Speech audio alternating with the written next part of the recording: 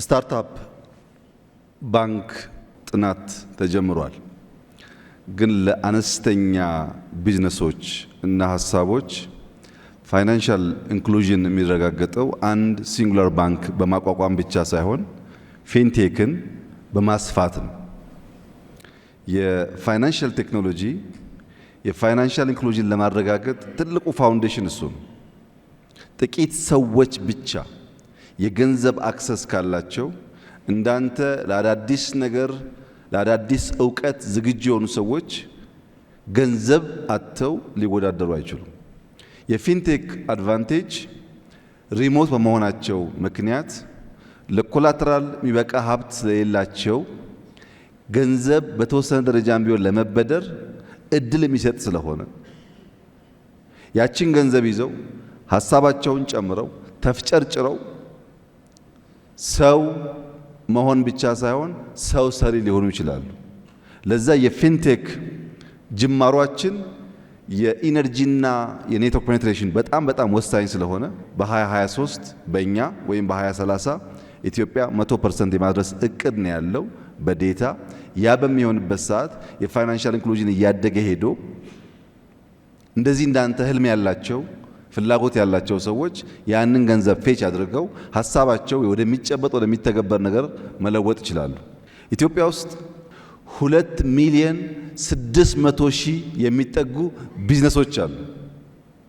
ሃውስሆልድ በተሰራ ሴንሰስ ከ2.6 ሚሊዮን ቢዝነስ ኢንቲቲ ውስጥ ምን ያህሉ ነው ለሎካል መንግስት፣ ለሪጂናል ገቨርንመንት፣ ለፌዴራል መንግስት ኮንትሪቢዩት እያደረገ ያለው ግብር እየከፈለ ያለው የሚለው ጉዳይ ጥናት ይፈልጋል። ያን ለማጥናት ያንተ ኤአይ በጣም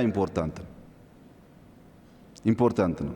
ሀብት እያለ ሀብቱን ካላወቅ ነው ሀብቱን ማባዛት ካልቻል የምናስበውን እድገት ለማምጣት ስለሚያስቸግረን ማለት ነው። ወደ ኤአይ ዩኒቨርሲቲ እኛስ እድል አለ ነው ይላልከው። ተቋሙ እየተፈጠረ ነው ያለው። በጣም ኢምፕሬሲቭ በሆነ መንገድ ነው የተፈጠረ ያለው።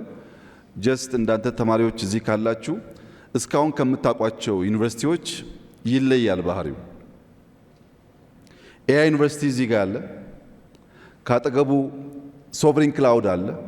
ቢግ ኤአይ ፋርም አለን የሚገነባ። ካጠገቡ የሃርድዌር ማኒፋክቸሪንጎች የተገነቡ ነው።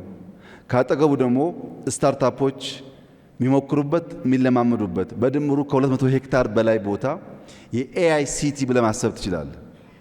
ይሄ እንዳንተ አይነቱን ህልመኛ ለማቀፍ በየትኛው ቦታ እንደሆነ አላቅም፣ ወይ በትምህርቱ ወይ ማኒፋክቸሪንጉ ወይ በስታርታፑ እያቀፈ ብዙ ኢትዮጵያውያን ለማፍራት ሰፊ አውድ ይመስለኛል።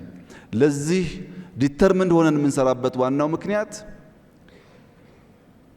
አንተም እያየህ እንዳለኸው በቅርበት እንደምትታዘበው እየመጣ ያለው ዓለም እኛ በምናስበው አናሎግ አፕሮች ልንወዳደር አንችልም። ሰዎች ቲክቶክን ሳይፈጥሩ ዩቱብን ሳይፈጥሩ ኮድ ሳይጽፉ እንዳየኸው የሆነ ነገር አድርገው ጮኸው ሚሊየንስ ኦፍ ዶላር የሚሰበስቡበት ዓለም ነው። ወጣቶች እኛን እንዳታዩ ወደ ኋላ እንዳታዩ ነገ ለመወዳደር ራሳችሁን ስሩ። ነገ የሚወዳደር ሰው ኦፖርቹኒቲን በተቻለ መጠን የሚያስስ ሲያገኝም ግራብ የሚያደርግ መሆን አለበት። ያን አድርጋችሁ ከሄዳችሁ የነገዋ ኢትዮጵያ ተስፈኛ ትሆናለች የሚል ሙሉ እምነት አለኝ። ካንተ ቀጥዬ ሁለተኛው ያንተ ወንድም የጠየቀኝ ከአስቱ ሁለት ጥያቄ ነው። አንዱ ሶሻል ካፒታል ላይ ኢትዮጵያ ያላትን ባህላዊ ልምምዶች እንደ ዕቁብ፣ እድር ያሉትን ዘመናዊ ልባስ አልብሰን መጠቀም እነሱም በወጉ መገልገል ያለው ፋይዳ እንዴት ይታያል የሚል በጣም ትልቅ ጥያቄ ነው። ሶሻል ካፒታል ወይም ድልብ ሀብትን እንደ ሀብት የማያይ ኢንስቲትዩሽንና ሀገር ወደፊት መሄድ አይችልም። እያንዳንዱ ፈጠራ የሚፈጠረው ካለ ችግር ውስጥ ነው። ፕሮብለም አፕሪሼት አድርጎ ነው ፈጠራ የሚፈጠረው።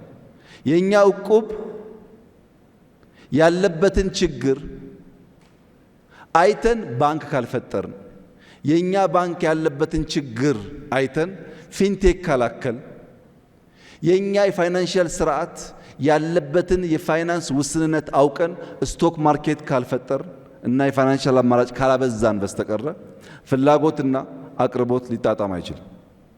ሶሻል ካፒታል ያስፈልጋል። ለዚህ ነው እንዳለ ኮፒ ማድረግ አያዋጣም። በእኛ እውቀት፣ በእኛ ባህል፣ በእኛ ፍላጎት ላይ ግን ደግሞ እውቀት፣ ቴክኖሎጂ ኤምብሬስ እናድርግ የሚባለው በሀሳብ ደረጃ ትልቅ ነው። የእኛም መሻት ሀገራዊ አቅሞች፣ ሀገራዊ ፍላጎቶች፣ ሀገራዊ የተፈጥሮ ሀብቶች ጭምር የተረሱ የተዘነጉት እንዲወጡና ወደ ሀብት እንዲመነዘሩ የምንፈልገው ለዛ ነው።